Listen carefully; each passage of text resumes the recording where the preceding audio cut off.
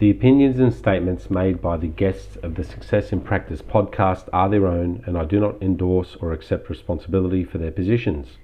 Any information given by myself or the guests is educational in intention and not to be taken as medical advice. If you choose to act on the content involved in the podcast, you do so at your own risk.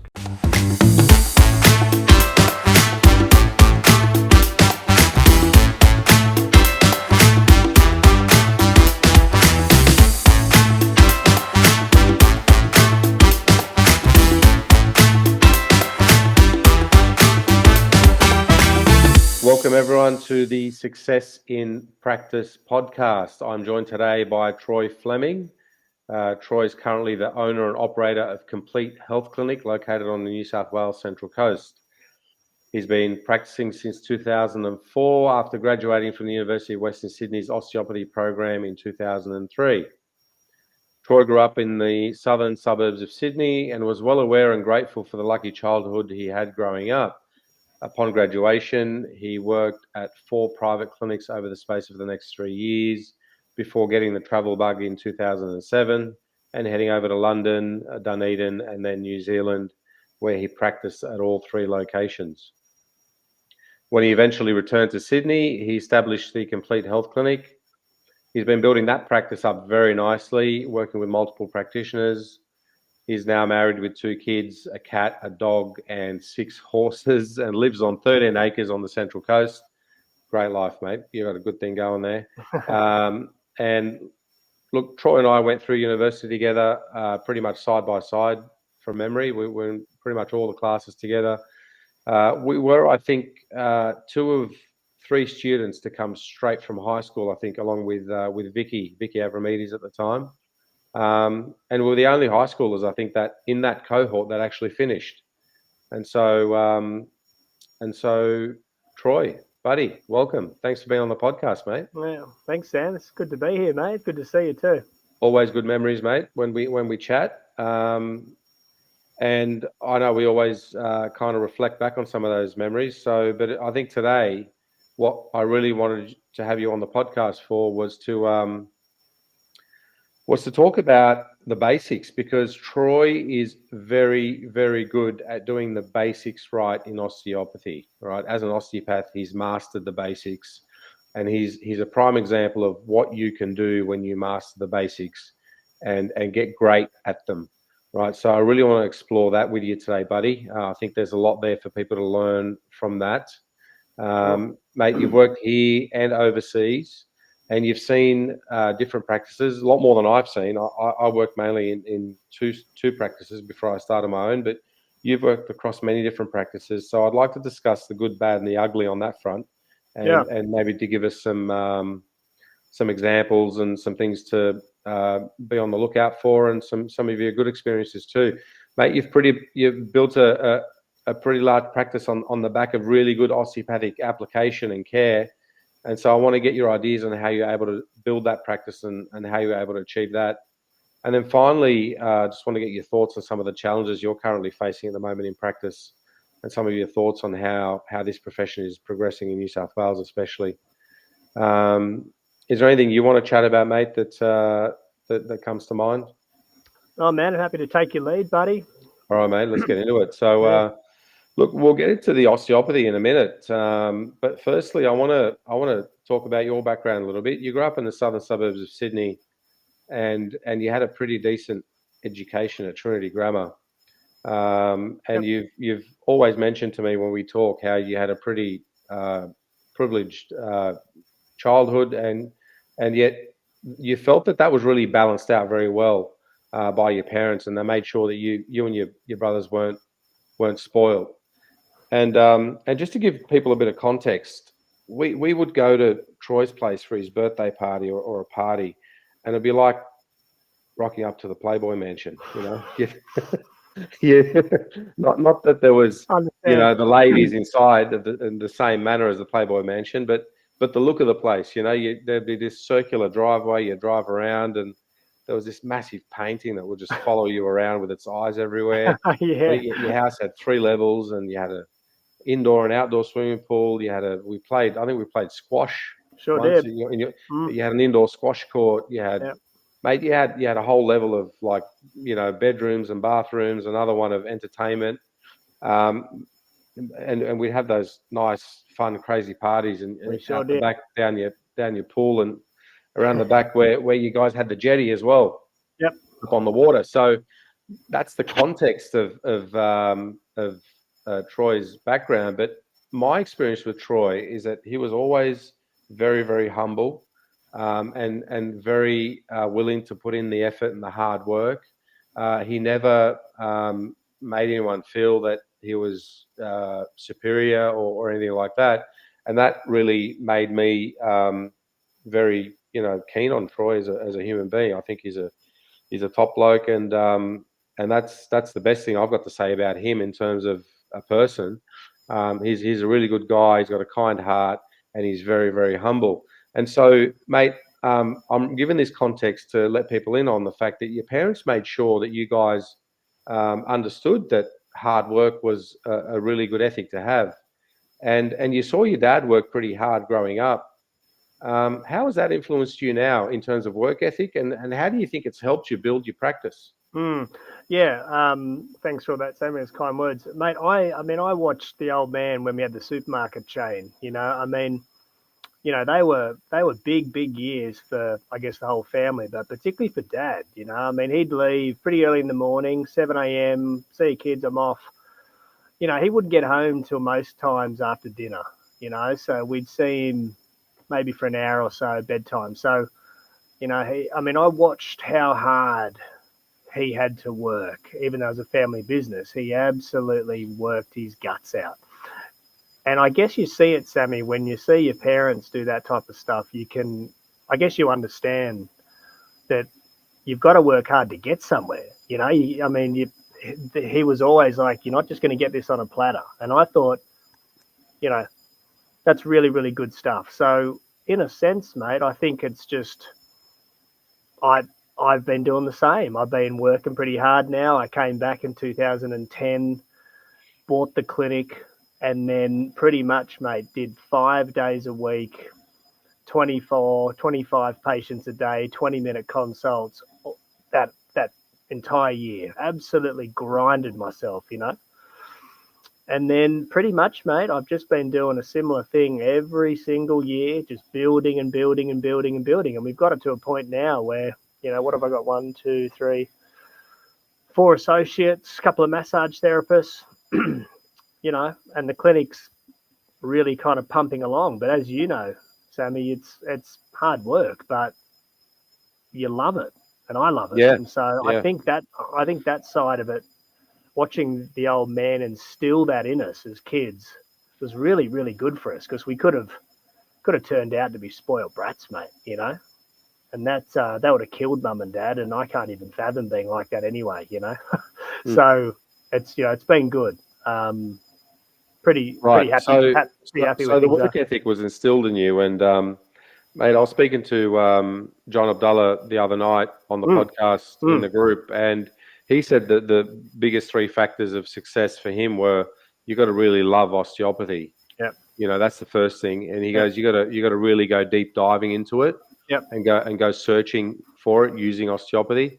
And then the last thing he said was you got to work your guts out. You got to work hard. To work hard. And I guess you've just explained the same thing. There's no it's not a coincidence that the people that are the busiest and working, with the large practices are the ones that are working bloody hard. So it's I guess a lesson for some of the practitioners, the younger practitioners listening out there, and especially in our profession, because I've got to really mention something that a lot of people don't like talking about. We always see it online and the posts, and people talk about how everyone should just take it easy and make sure you get your work-life balance, and make sure you have your holidays, and make sure if you don't feel well, take some time off, and just if you get a little scratch on your arm, make sure you look after it. Like, it's getting a bit much. It's really getting a bit much now. That it's okay to have a work-life balance where you work 3 days a week and then you have 4 days off. But just understand you're not going to get busy, right? Yep. Like, you got to understand that there's going to be a certain level you're going to get to. If you want to get to another level, you got to put in the hours, you got to put in the work.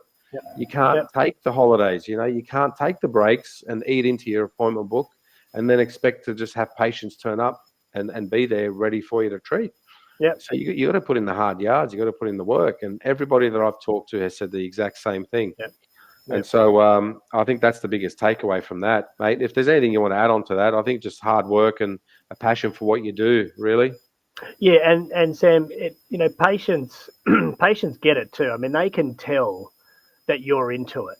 I mean, patients know that you're 100% committed by your energy and just the way that you talk to them. And I'm a massive believer in communication. Like I probably reiterate too many times to patients, but I want them leaving going, yeah, I get it, Troy. You told me that 3 times. I know what I've got to do. I get it, right?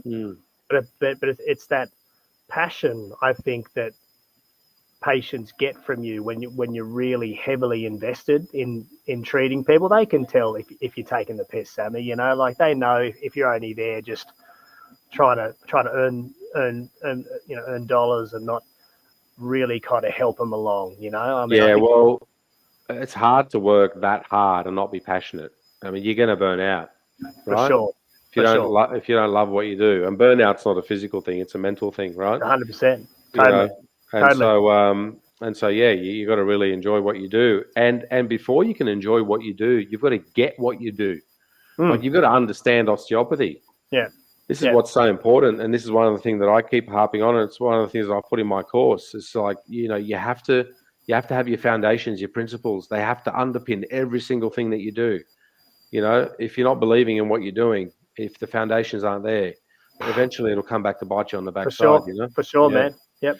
Right, mate. So you decided to do osteopathy at University of Western Sydney over here when the program was on. What made you do osteopathy? Mate, I remember having really bad asthma as a kid, like really bad, like the whole mask, the steroids. It was pretty heavy, mate. I remember being taken to a range of practitioners, like strange Russian dudes. I mean, I don't know who they were at the time, but, they were trying all sorts of stuff. And none of it didn't do anything, right? And I still remember it, mate. Mum took me to the local osteo, and her name's Sandra Grace. I don't know if she's still treating or not.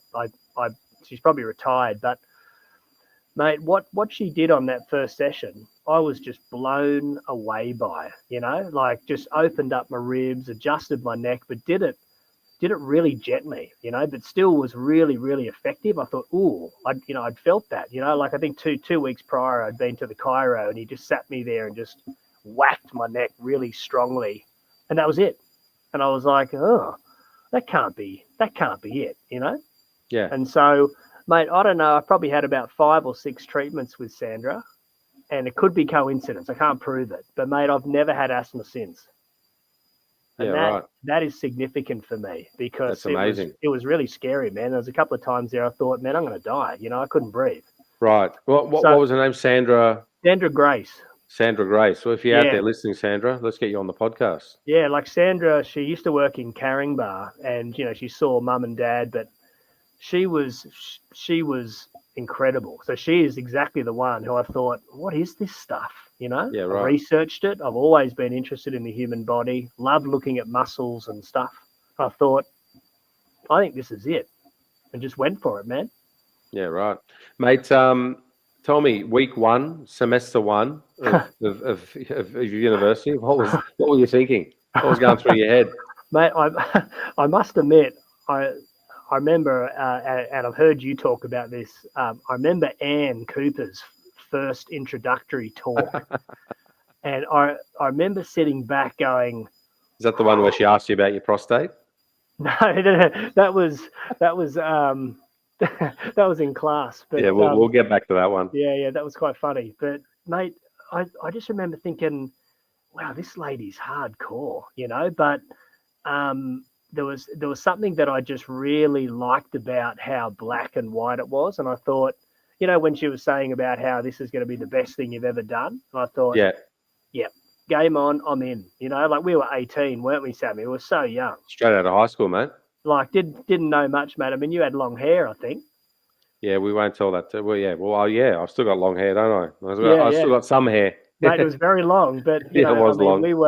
we kind of, I guess we sat there and thought, do we want to do this? And I was like, yeah, man, I am in. I'm in. Yeah. This is going to rock, And it Yeah. did. Good. All right. Amazing. Yeah. All right. Well, I guess leading on from that, tell me about your time at UWS. I mean, I was there with you, but I want to get your perspective. How did you feel about the education there that you received, and reflect on that for us a little bit. And what did you feel was great about it, and what do you feel could have been better, or what do you feel like can be better at the moment with graduates?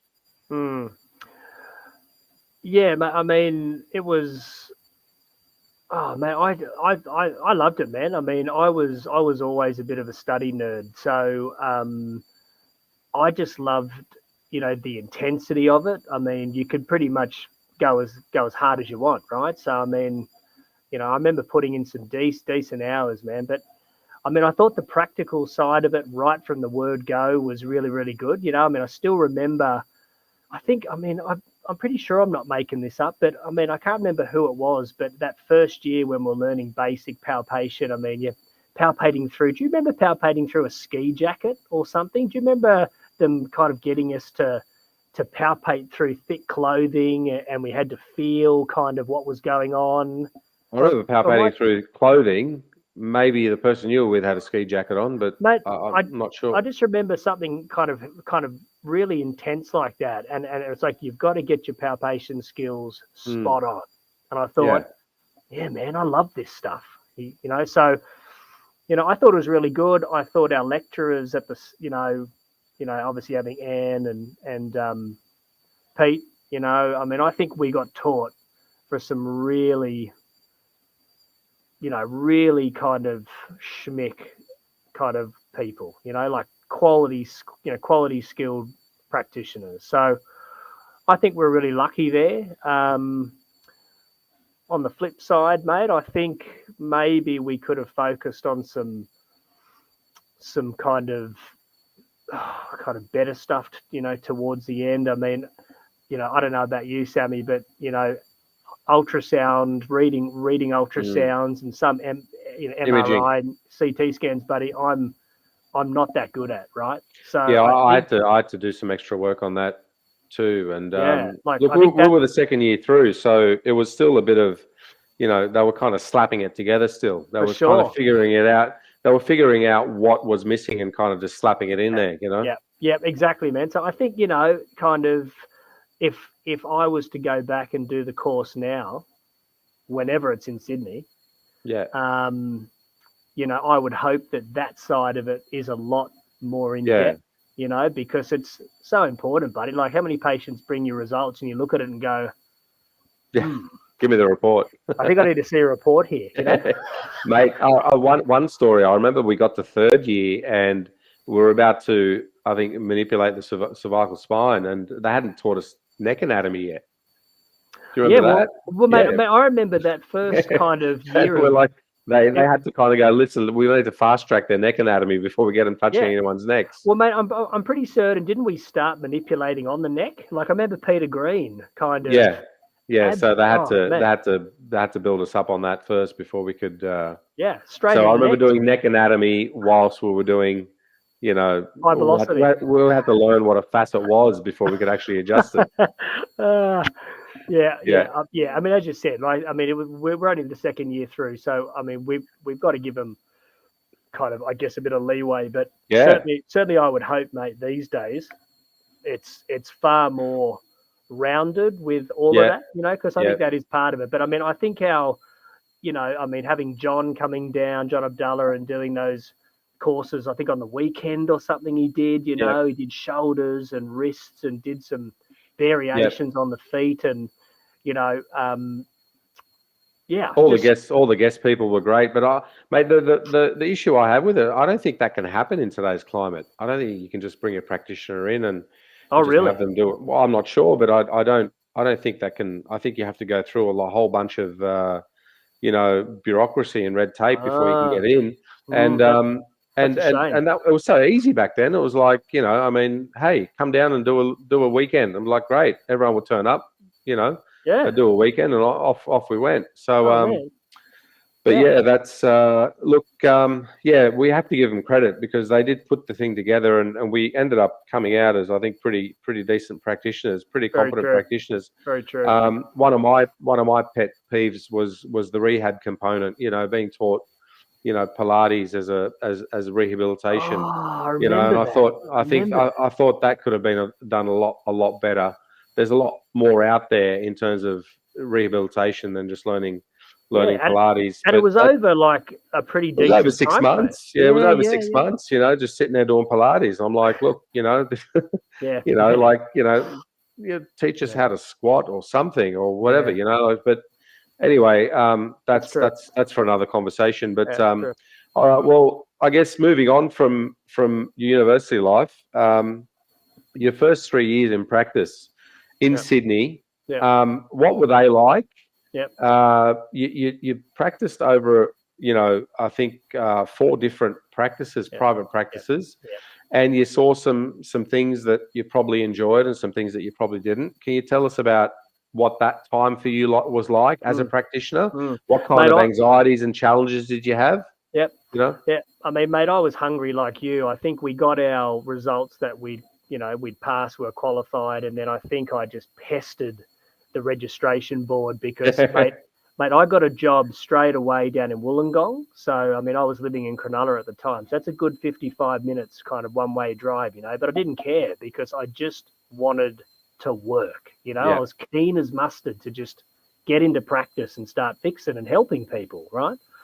So, worked down there with Cameron and Jenny Seagrave, and that was a really busy clinic, Wollongong Osteo. I really enjoyed my time there. I mean, obviously back then, what was that, 204? As an associate, you're earning your 60% on whatever they were charging down in the gong, and it wasn't much, man. So but mate, I was very, very quickly. I did 3 days down there, and I think probably by the year out, I was booked out. I was working at Engadine on the other days, and that was with Dale Fraser. And he was a lovely man. I really liked Dale. We played squash kind of after our shift was finished, which was cool. But um, you know, just really kind of made me start to realize a lot of what you treat, Sammy, it's about 5 to 10% of it's what you learn at uni, man. Yeah. Yeah. Like it's you some stuff you're looking at thinking, whoa, this is not what we learned at uni. Mm. So you got to feel your way through it, mate, and you got to use your hands, and you got to trust what you feel. And tell us about that a little bit more. So I want to kind of flesh that out for people. There's a gap there, right, between university, what you see in university clinic, what you get taught at university, and then what you actually not only see in clinical practice, but the process you have to go through in clinical practice. I mean, you can't be sitting there taking a history for three No, quarters of an hour in no, clinical in private clinics, right? no. And so tell us about that gap. Maybe give us some context. What was that gap? Explain it to us. Well, I mean, I I, guess. I know. I'm sorry to cut you off, but I know there's the palpatory aspect of it. There's the Yeah, technique and the skill aspect of sure. it. But I'm more interested in the process. Like, how do you go from becoming somebody who needs 45 minutes to take a case history to Yeah, becoming somebody who can take a case history competently in maybe 10, 15 minutes? Do a nice assessment in about 5 minutes. yeah, Get a diagnosis together. yeah, And then begin treating. yeah. Tell us Yeah. about that process. How do you close that gap? And yeah, I mean, I think that's a good question, Sammy, because those first couple of weeks, you're kind of deer in the headlights, thinking, "Oh, I can't believe I'm in private practice," And then I think, mate, I mean, I was always fairly confident with my ability, and I was pretty confident that I was going to get into clinic and really start helping people, And I think Sam's, I don't know whether it's just confidence. It's just simple confidence. But I guess you start to kind of realize, buddy, that you probably don't have to run through every single criteria that you've been rammed into kind of into your head. Like sometimes you just get a sense of what to do without really thinking about it too much, you know. So Yeah. I guess I kind of relied on that, being confident and kind of, you know, that gut feel you get, Sam. I think gut feel's pretty important with treatment, because I've used it a lot over my career. And at times, man, if you don't feel right in the gut, it's like something not right here, and it really guides how you treat. So I guess, buddy, it's kind of for new grads and kind of what you're trying to help people with.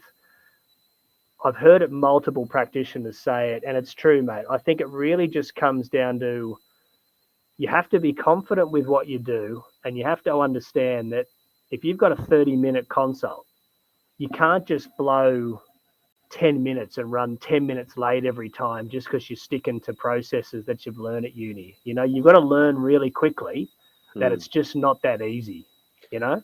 So tell me about you mentioned confidence, mate. Where did you get your confidence from? I mean, you're a new graduate, you're a young Yep. practitioner. Yep. You know, we all kind of went through the same university Yep. clinic. Yep. What made you confident as a Yep. practitioner, as a young practitioner? I mean, you're a confident practitioner now for obvious reasons, but back then, what I get gave you what the you're saying. confidence? Yep. I think, Sammy, I mean, you know, you and I were similar. We were quite good at manipulation, right? Like, you know, for first year grads, out in practice, you know, I really backed my HVLA, you know, and so I was lucky enough to work in those clinics where it was really the go-to. So, you know, I think, mate, combined with that, you know, you just literally have to run with it, don't you? I mean, Well, I guess it comes back down to osteopathy and your osteopathic principles. You know deep down that if you stick to your principles and you apply good technique, you're going to get a result. For sure. Right? All the stuff that you write down in terms of a diagnosis and all this kind of stuff, that's great and that's important. And when you learn to do it, you'll actually amplify your practice.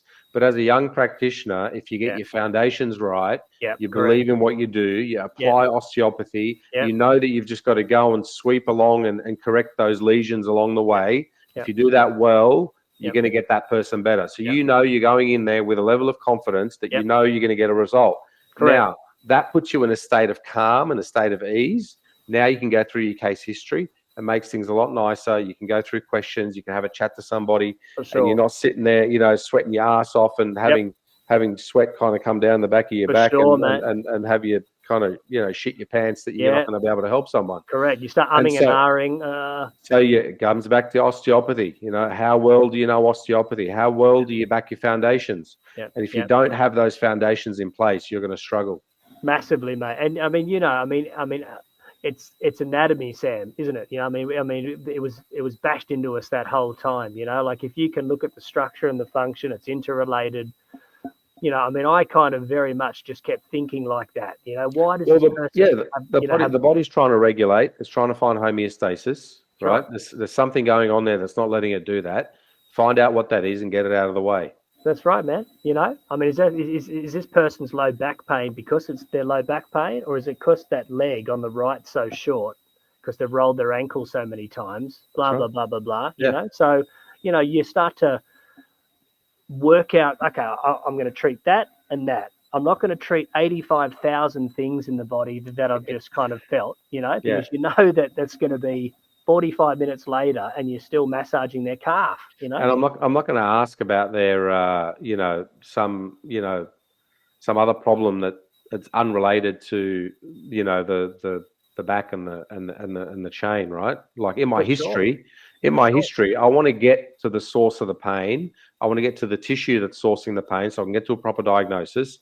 So I'm not going to sit there and ask them about things that don't have much to do with what's going on at the moment, right? It's not related. So totally.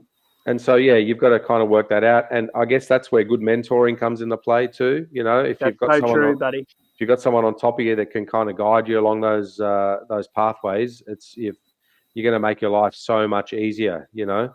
And I mean, I know, Sam, in that first period, I mean, the owners of the clinic, they were busy themselves, right? So I didn't really get a lot of mentoring from them. But to be honest, Sammy, I didn't feel like I had to have it then and there. But as I've gone on to multiple other clinics, that mentoring was absolutely critical for me, buddy. And that's what gave me the confidence, if we fast forward in time, to buy the clinic in 2010, because I worked in New Zealand, and that was the biggest clinic in New Zealand. I worked for the Godfather. His name was Neil Patel. Right. And mate, the guy was a weapon. You know, he was 6'5", the best manipulation skills. I've never seen someone adjust a sacrum like he does. It was just beautiful to watch. But he was the one where I got a lot of mentoring from, and he gave me the confidence to start and go, you know what, I can have my own clinic. So, yeah, great. You know, I mean, that mentoring stuff, it is really important, you know, but I was lucky in those first couple of years. I didn't really have to have it. I just knew that I backed what I felt, you know. Yeah. I just backed what I could feel. Yeah, and it great. worked. Yeah, of course. Well, osteopathy works. You know, It does. Yeah. it works. This is the thing. Now, I think this is what's missing in maybe some of the education and the graduates coming out today is I don't hear that they believe that osteopathy works. Right. You know, when I talk to them, I don't get that impression. They tell me about, you know, central sensitization and neuropathies and tendinopathies and, you know, all these kind of sites of pain. You know, I don't hear osteopathy. I don't hear what you just talked about in terms of, you know, the lower back. You know, look at the flexion at the knee because that ankle's been rolled, you know, 10 times and now it's acting like a short leg. Yeah. You don't get that kind of mechanics, that outlook on things. And so it's obvious that that it hasn't been drilled into them. And if it has been taught to them, it's been taught to them like some kind of ancient religion, you know, that's kind of just there, kind of, you know, where we have to keep osteopathic principles so we can at least call it an osteopathic degree, you know. So anyway, mate, so you've discussed some of the first years, and then you packed your bags and you went off to the UK. Yep. And then you spent some time also in Dunedin, and then you mentioned that you worked over in New Zealand, and that gave you some of the confidence because you're in New Zealand, especially. Now in the UK, you spent about 6 months there because you didn't like the weather too much. From memory, I remember chatting to you back in those days, and you said, "Oh, dude, yeah, right." And so coming back here, you purchased a practice, or you began? You actually started. No, I bought it. I bought it off a guy who was moving back to Melbourne, and right. You know, I mean, he was seeing, you know, at least about 100 a week, and I thought, you know, I mean, there were 3 reception staff, there was 1 massage, there was 2 other osteopaths there, and here I am coming in thinking, oh man, I've really got to know what I'm doing here, because if I come in and I'm no good and 80% of the patients leave and I can't pay wages in the first month, I'm in a load of trouble, right? So, you know, I came in and thought, yeah, let's go. I'm going to blow this place up, you know. Osteopathy works. Yeah, man, it sure did. It works, you know. That's what you. Well, it's, you know, it's you took another step up, and when you take another step up, you got to have something backing you. You know, you've got something backing you that works. Yeah. And so you kind of go into it. It's like going into a fight with somebody that's, you know, 6 foot, and you've got a 10-foot monster behind you. You kind of go in there going, oh, this will be easy, you know. Yeah, man. Yeah. It's just, I can do this. I know I can. Yeah. You know, you just got to trust that you know what you're doing. So in terms of obviously you've said that was you know, you had some confidence going in there. What were the hardest parts about that? The first couple of years of owning that practice, what did you find was difficult in that time? Mate, I think the hardest part about it, and this is something that you don't realize when you don't own a clinic or you don't have people kind of who are relying on you, right, is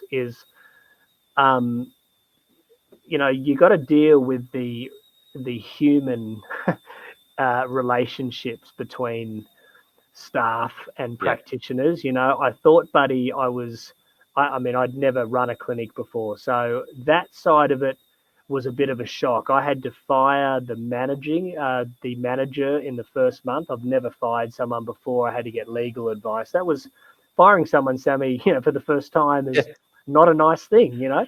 No, it's not, mate. You've got to step up and do it, you know, and so I think that the hardest thing for me was probably not so much the treatment, because I knew what I was doing. I backed it, right? And I can easily say, mate, that the majority of my patients who I still see now, I saw them in that first year that I took over. So they're still Right. with me. So, Right. you know, I mean, if you're not good at what you're doing, Sammy, those people are going to go, right? So it wasn't so much the treatment side of it, it was more the business side of it. You know, that's the part that I kind of had to really learn really quickly. Systems, what systems worked, what, you know, what didn't work, you know, getting rid of staff, hiring staff. I mean, that's tough too, Sammy, right? You Yeah, probably very know tough. that as well, right? Yeah, mate. I've struggled with that over the years, I must admit. I think I'm getting a little bit better at it, but I think it's more the running of the clinic. I think that's the part that really was tough in the first couple of years, you know? Yeah, well, it's always hard until you get a really good team in place. That's true, man. And then So it true. gets a bit easier, but then you probably take on some more challenges, and then it gets a little bit harder. Yeah. And then, you know, you find that you've got to be a leader again and step up. And Yep. I No, guess, you're right. yeah. So that's the constant challenge, I guess, in business. But it always comes back to your work ethic as well, you know, and how much you're willing to put in. Oh, Um, massive. Mate, I want to segue a little bit into your own clinical practice. Yep. You practice mainly as a generalist. Yep. And I know that you're very good at the basics. And another person that's told me this is John Abdullah. John, Oh, yep. I had a chat to John the other Yep. night, Good old job. and on the back end of that chat, he said, "Look, you should talk to Troy. Troy is very good at doing the basics right. He's just got it down pat. He does it very well." And to get that kind of comment from John, that's a fairly big.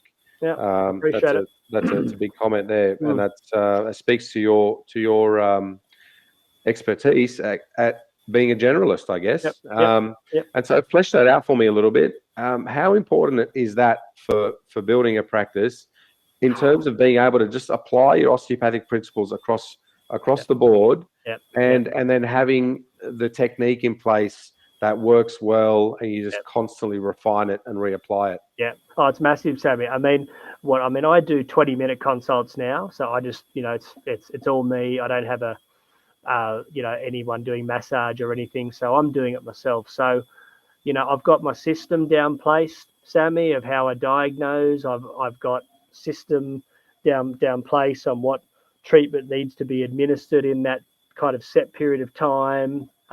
So systems are massive, Sammy, you know, which you would agree with, right? So that's what's allowed me to, I guess, be as successful as I had been. And I'm a real stickler for time. You know, people's time is precious, and I hate going to places and you have to wait an hour to be seen. You know, I mean, I just don't.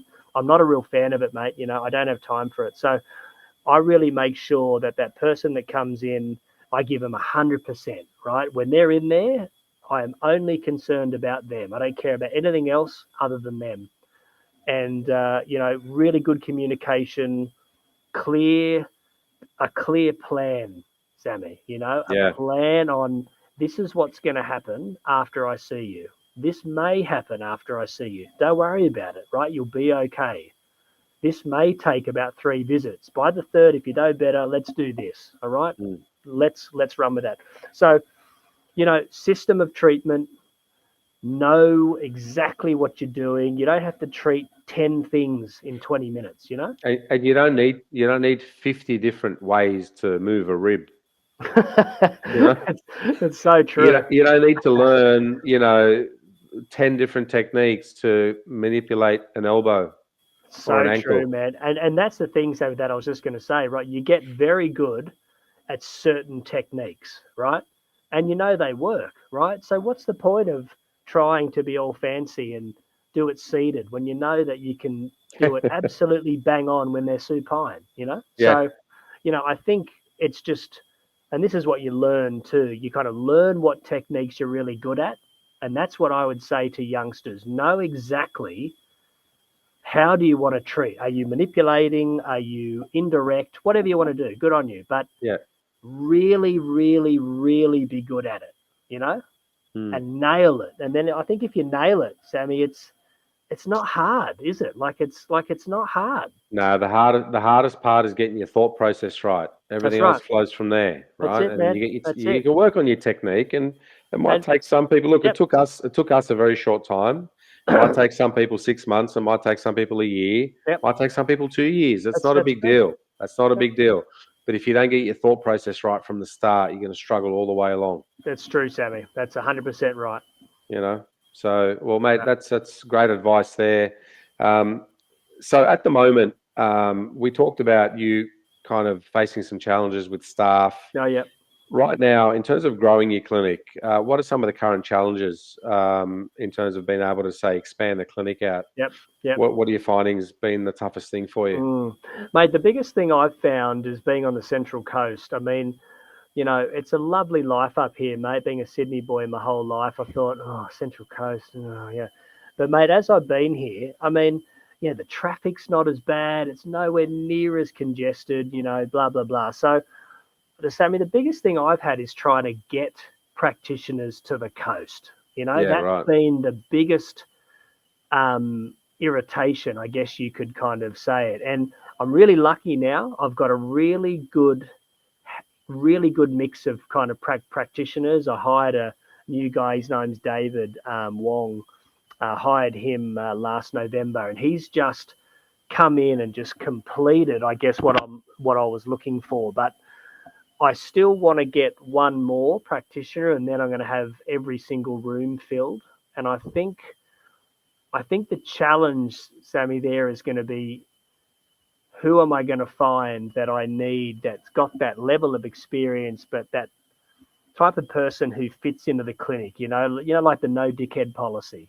Yeah, right. Yeah, Like exactly. I'm massive about that. We're just one big happy family here, right? So Yeah, culture is important, mate. Culture is oh very man, important. mate, culture's massive. Like any ego, it's like, nah, this ain't gonna work, pal. So I guess, yeah, I think being on the coast, it's much harder than Sydney. I would love to have the practice in Sydney sometimes. I Oh, reckon mate, I'd be pumping.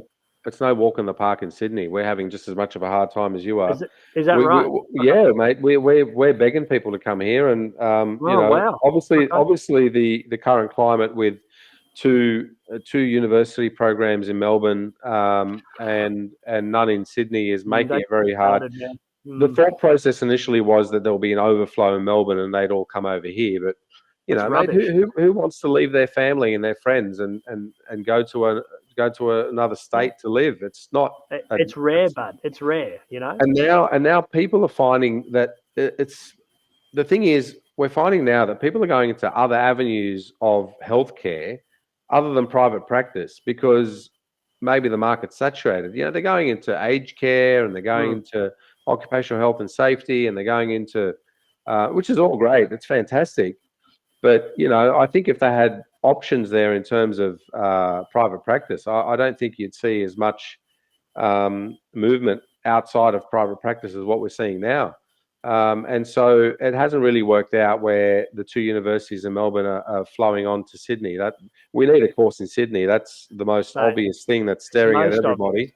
Yeah. And I guess we keep repeating it, but it has to be the main focus of the profession moving on in the next immediate future, right? Yeah, So it's true, Jamie. It's a big bugbear for me, mate, and I've harped on it, for a little while. And I mean, I just saw that WA have got a course, and okay, good on you. But I mean, how many practitioners are in WA? I mean, I know that they must need them over there, Sammy. But I mean, it's great. It's great whenever a course opens up in Australia. It's fantastic. But we've got the largest market in Australia in Sydney, right? And it's absolutely ridiculous that there's no course in Sydney that's graduating osteopaths. And we've seen how the profile of osteopathy has been lifted in Victoria. We've seen how osteopaths have moved into sports clubs, in hospitals, in other areas of healthcare, which is fantastic. And we want the same thing to happen here. We want to lift the profile. Sure. And no matter what people say, the best way to lift the profile is to have volume. We need people here. That's true. Right. Yeah. And it helps people like you, mate. We've been trying to grow our practices without having a steady stream of manpower. Right. Yep, and forget osteopathy. You speak to any business owner, if they don't have a steady stream of people that they can employ or they can hire, or they can have working, in those jobs, they're going out of business. Well, that's true. Right? So, you can't do it all, buddy. Like, How many people gosh, can you treat a day? Like what are you going to get? I mean, what are you going to do? How many are you going to do? 200 a week, 300 a week? You're pushing it, man. And I guess if you're seeing that many people, you want to hire other osteopaths. Yeah. So I guess, I mean, we keep talking about it. It's obviously a pain point for you. It's a pain point for me. Mm. And I hope people that are listening really understand the frustration. One of the things that I hope isn't going on is that people are kind of, the people in charge, the stakeholders of our profession, are mainly coming out of Melbourne, and they're kind of just, they're pretty pleased down there doing their thing, and so they should be. Of course. But I hope that they don't forget that the largest market in the country is here in Sydney, and we need a course in Sydney. And the best thing they could do for the profession to grow it nationally is to get a course in Sydney. Yeah, it's priority, man. I mean, I think that's the only way that we're going to stop whinging about this. Well, mate, it's whinging or not whinging. It's blatant. Like you can see it. It's just right in front of you. And I get sick of hearing excuses about universities not wanting it. It's like, well, universities. I mean, they're still opening new courses. It's not like they've shut up shop. Yeah. And so, when we were there, I think we boasted 100% employment rate. I think everyone got work.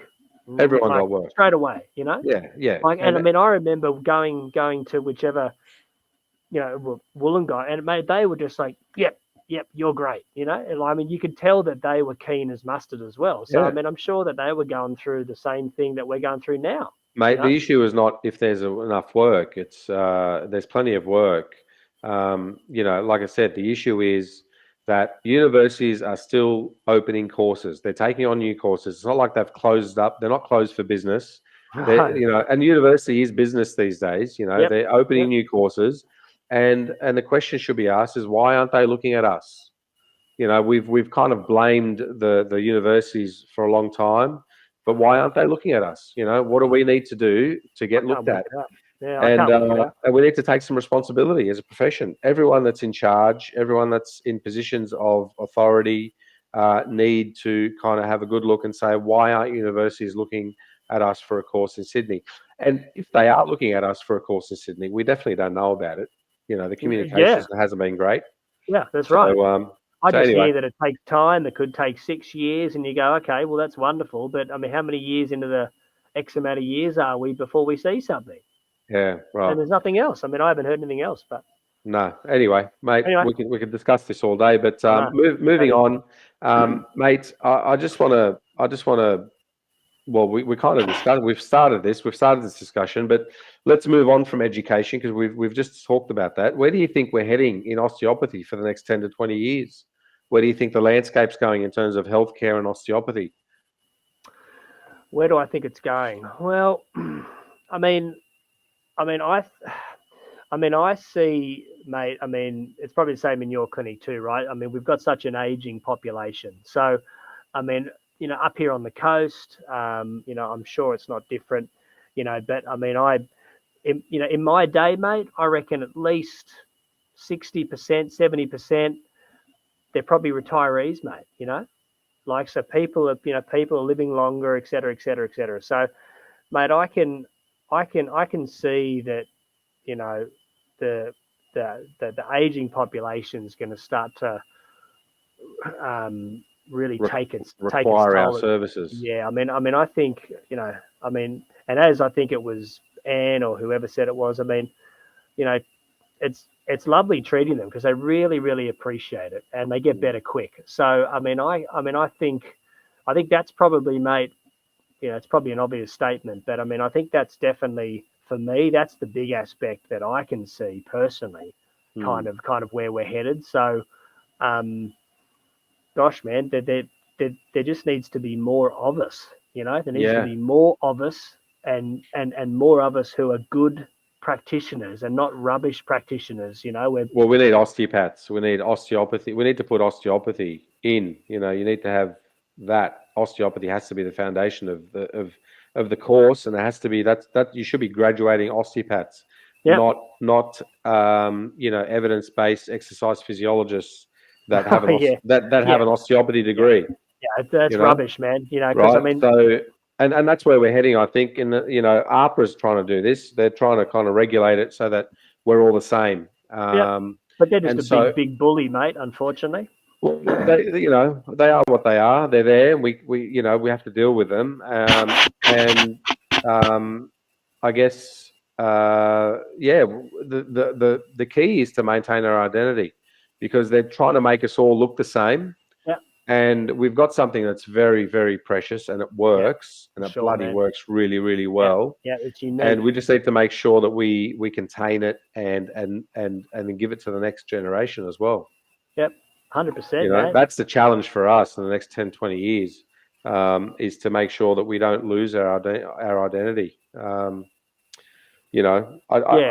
think I saw a post somewhere, maybe a few months back, about a position that was taken up by somebody in Osteopathy Australia, that was representative, or maybe looking into. They were a practitioner that is a hands-off practitioner. Hands off, yeah, something like that. I could be mistaken, but right. What, like telehealth or something? I don't know, mate. I don't know, but it was somebody who was, in that position because they were somebody who doesn't use their hands. And are you sure? I could be wrong. And I just thought, we've got bigger fish to fry than trying to represent a very, very minutiae of practitioners who are choosing not to use their hands. Mate, right? if we start going down that route, mate, like we're dead in the water, pal. Because the amount of physios who do that at the moment. Oh, mate, I just had a conversation with a patient today that they don't touch people. Don't touch them. Yeah. And the evidence is clear. If you want to be evidence-based, the evidence is clear on touch and how therapeutic that is. I can't understand. I can't understand how you'd be happy parting with your hard-earned money, Sam. And the cost of living at the moment is so brutal that you'd be happy to go and spend your $110 on a fancy physio who puts a TENS machine on you and then tells you how to do some type of stretch exercise. It's like, holy moly! And they come in and see us and think that we're like magicians. I know. Well, it works well for us because it makes us look great. But doesn't it? It's crazy. It does. It makes us look great, but mate, it's certainly a challenge for us to just hold on to that identity and not go that way. Yeah. Troy, mate, I want to thank you for taking the time out tonight for this podcast. Welcome, I appreciate it, mate. I know you've had a big day at work today, and now I'm going to keep talking to Troy on the other side of this for my Success in Practice program students. Where I'm going to go and discuss with Troy about some of his particular systems that he uses for initial consultations and some of the procedures that he does and how he kind of gets his little shortcuts in terms of being able to be efficient in practice. So I'll discuss that with Troy on the other side of this. But for everybody else, thank you for joining us today. I hope you enjoyed the podcast. Troy, thank you, mate. Good on you, man. All right, we'll chat soon. I'm sure we'll do number 2 and we'll have a couple of beers for it, mate. No, make sure you do, mate. I'm in. All right, done. See you.